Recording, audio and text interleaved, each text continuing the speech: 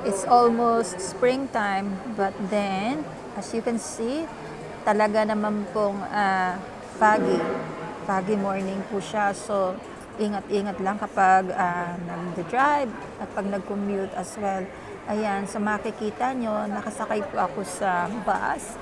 Pero makikita natin sa labas kung gaano po foggy yung morning. Ayan. So, may advantage siya for others. Iba naman ayaw nila ng masyadong malamig. And I thought actually dahil patapos na yung winter, dapat hindi na siya ganito kalamig. Pero malamig pa din. So yeah, we still have I think 2 weeks or 3 weeks before the winter ends. Kaya yan, we need to maximize our time kasi pag summer, sobrang init naman because of climate change, right? Ayan, so ganyan po talaga ang buhay. Pagka malamig, pag mainit,